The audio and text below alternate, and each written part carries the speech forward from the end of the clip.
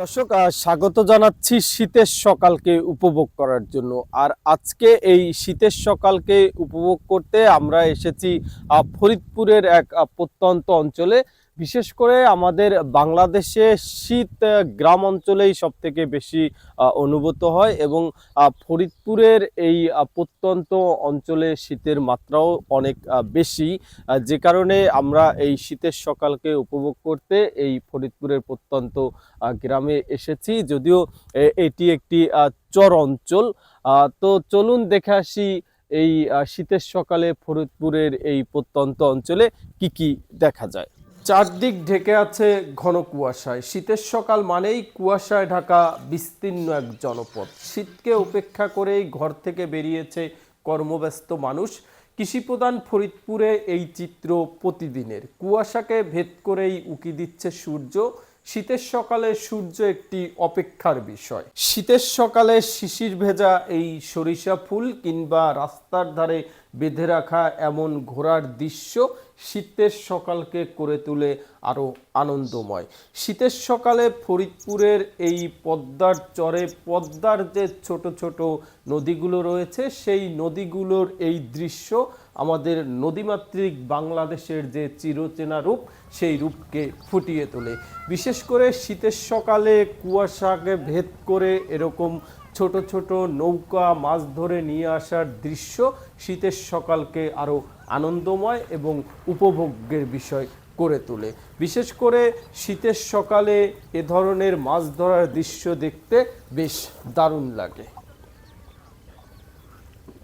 দর্শক, শীতের সকালে আমাদের নদীমাতৃক বাংলাদেশের এই যে নদীর পাড়ে ছোট ছোট নৌকা বেঁধে রাখা কিংবা নদীর পাড়ের মানুষের শীতের সকালের কর্মব্যস্ততা এক অন্যরকম দৃশ্য। বিশেষ করে আমাদের নদীমাতৃক বাংলাদেশের যে চিরচেনা রূপ, সেটি ধরা পড়ে ফরিদপুরের এই পদ্মার চরে।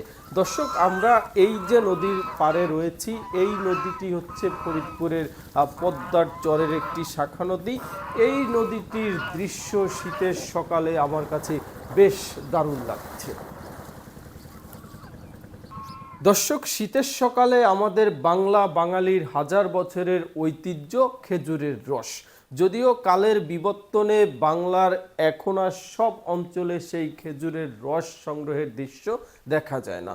যদিও আমরা ফরিদপুরের এই প্রত্যন্ত অঞ্চলে এসে সেই খেজুরের রস সংগ্রহ করার দৃশ্য দেখতে পাচ্ছি। যদিও কালের বিবর্তনে বাঙালির হাজার বছরের ঐতিহ্য খেজুরের রস সংগ্রহের পদ্ধতিতেও ব্যাপক পরিবর্তন এসেছে। যেমন একটা সময় আমরা দেখতাম খেজুরের রস সংগ্রহ করার জন্য মাটির হাঁড়ি কিংবা ছোট আকারের কলসি ব্যবহার করা হতো, কিন্তু এখন দেখতে পাচ্ছি সে জায়গায় প্লাস্টিকের বোতল ব্যবহার করা হচ্ছে।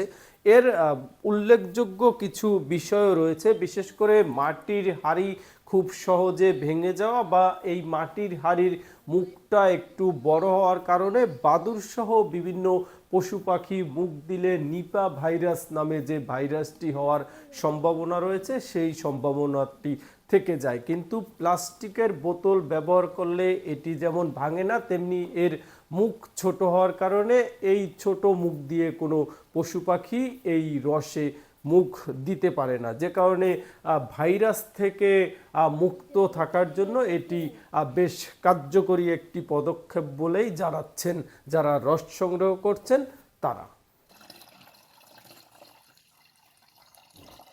দর্শক, ফরিদপুরের এই প্রত্যন্ত অঞ্চলে শীতের সকালকে উপভোগ করার আজকের ভিডিও এ পর্যন্তই। যারা এই মুহূর্তে আমাদের এই ভিডিওটি দেখছেন, আপনি যদি আমাদের ইউটিউব চ্যানেল থেকে দেখে থাকেন অবশ্যই চ্যানেলটি সাবস্ক্রাইব করে দিবেন, আর যদি ফেসবুক পেজ থেকে দেখে থাকেন অবশ্যই পেজটি ফলো করে দিবেন এবং ভিডিওটি শেয়ার করে দিবেন। সবাই ভালো থাকবেন। খোদা হাফেজ।